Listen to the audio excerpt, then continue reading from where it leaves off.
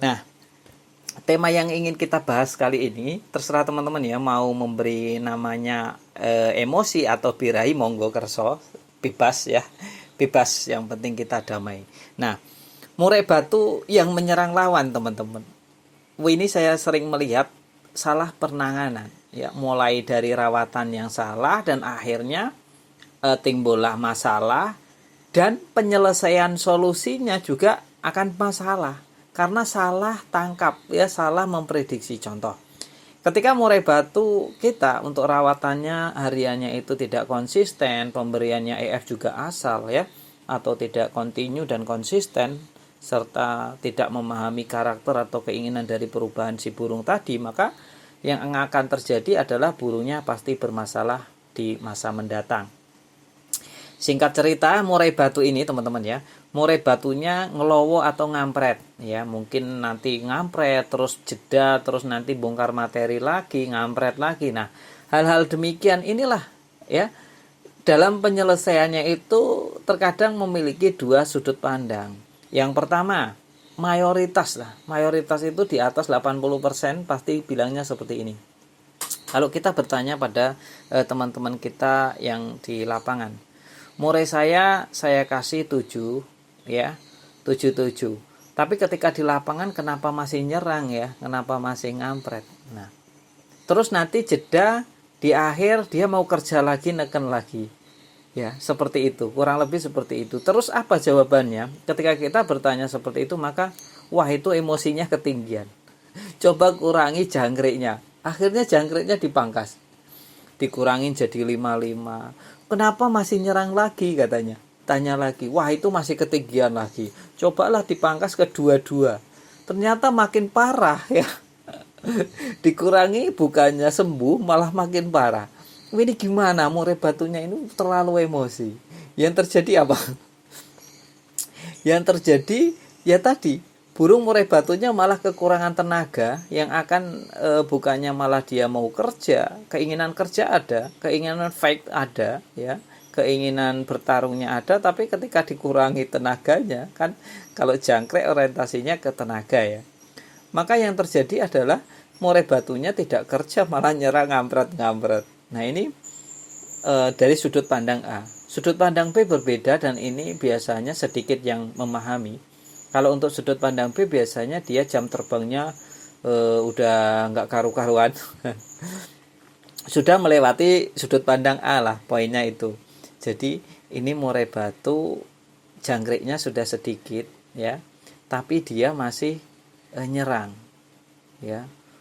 Gacornya gacor, bongkar materi sesekali, tapi jangkriknya sudah 2 bahkan 1 ya untuk harian. Ini kekurangannya di mana? Akhirnya dia kan tahu, wow, jangkriknya sedikit berarti dia kurang tenaga. Tapi bermainnya pasti mau ya, murai seperti ini bermainnya mau, tidak disuplai tenaga, yang ada dia ngampret ya, atau ya tadi ngelowo di atas. Nanti sesekali kerja lagi. Ya udah, akhirnya murai yang seperti ini langsung deh dikasih dengan jangkrik yang banyak untuk memenuhi tenaga dia, sampai benar-benar ternyata ketika sudah dikasih jangkrik banyak, loh kerjanya enak, mantap ya kan. Nah, berarti setiap penyelesaian masalah itu tergantung diri kita dalam memahami murai karakter dari burungnya.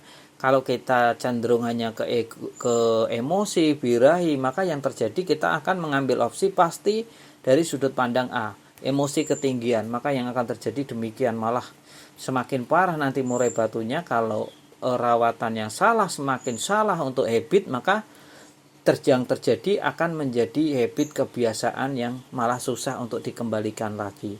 Kalau yang baru-baru mungkin masih bisa dienggukkan lagi, tapi kalau sudah parah fatal, maka jalan solusinya adalah, kalau saran saya memang sudah teman-teman daripada sudah putus asa, sudah sudut pandang A dilakukan, sudut pandang B dilakukan, maka mungkin opsi terakhir adalah murai batunya di breeding dan nunggu mabung. Kalau di breeding kan makannya dia full ya, makannya full, terus nanti nunggu mutasi, jadi dia kereset ulang. Harapannya ya setelan awalnya, setelan pabriknya itu kembali, itu harapannya nanti disetting ulang. Tapi ketika teman-teman belum mencobai sudut pandang B, ya silahkan dicoba untuk murai batu yang kekurangan tenaga. Teman-teman dicatat ya, kekurangan tenaga ya bisa dikasih jangkrik, jangan kroto atau yang lain dulu. Coba jangkrik, dan 1 bulan itu jangan dilombakan atau diperdengarkan, perlihatkan burung lain ya. Cukup pemasteran yang kecil-kecil boleh, tapi tidak boleh diperlihatkan.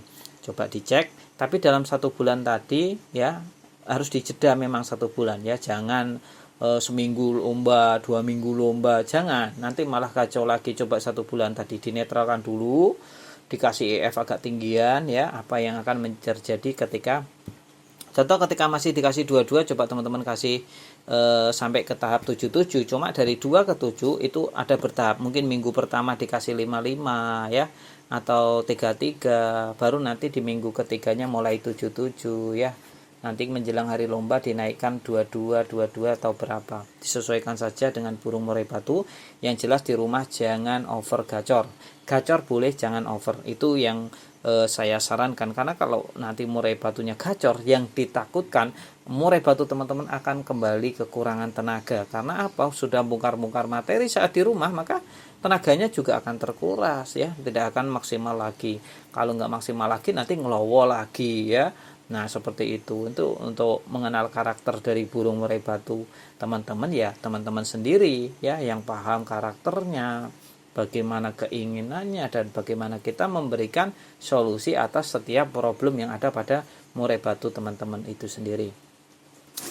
Murai batu kalau sudah mohon maaf error ya, itu memang terkadang susah dikendalikan. Jadi dia harus direset ulang, itu bisa menjadi salah satu opsi terakhir untuk teman-teman. Cuma kalau reset ulang tadi ya tadi kita harus berkorban waktu pasti, karena tidak sebentar, pasti di atas 3 bulan 4 bulan, terus biaya ya, belum pikiran dan tenaga. Tapi kalau teman-teman mau ngebreeding, terus breedingnya berhasil, nanti akan terbayarkan dengan hasil dari breedingan itu sendiri teman-teman. Jadi untuk memahami murai batu ya perlu ketelatenan dan ketelitian.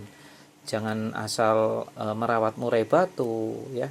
Untuk pemberian EF-nya untuk harian juga tidak usah terlalu banyak untuk porsinya, kecuali untuk burung-burung tertentu yang memang membutuhkan EF yang tinggi tadi. Tapi kalau untuk murai batu lomba, EF ketinggian juga tidak bagus. Nanti untuk settingannya itu akan kesusahan. Contoh, kita memberikan EF untuk hariannya 10-10, maka ketika mendekati hari lomba kita sudah tidak ada porsi lagi untuk menaikkan ke tahap atasnya, akan kesusahan intinya seperti itu. Terima kasih teman-teman sudah pada mampir, kita ulas terus ya tentang murai batu. Jangan bosan-bosan mampir di channel ini karena banyak banget ya tentang sharing-sharing seputar murai batu lomba. Terima kasih. Perlu dicatat teman-teman sebelum kita mengakhiri video ini, bahwa video ini sebenarnya ditujukan untuk mereka agar lebih waspada untuk menjaga murai batunya. Tapi kembali lagi ke teman-teman semuanya, mau dijalankan silakan, enggak juga enggak apa-apa. Yang jelas saya cuma berpesan murai batunya dijaga baik-baik, jangan sampai rusak ya. Dan perlu dicatat juga, setiap murai memang memiliki karakter yang berbeda-beda. Jadi setiap perawatan tidak perlu diperdebatkan antara satu dengan yang lainnya. Kalau cocok dijalankan, nggak cocok ditinggalkan. Jangan cuma sekedar membaca judul saja ya. Pahami isinya, tonton dari awal sampai detik ini. Bagi teman-teman yang menonton sampai detik akhir ini, saya kira tidak akan ada perdebatan lagi di kolom komentar.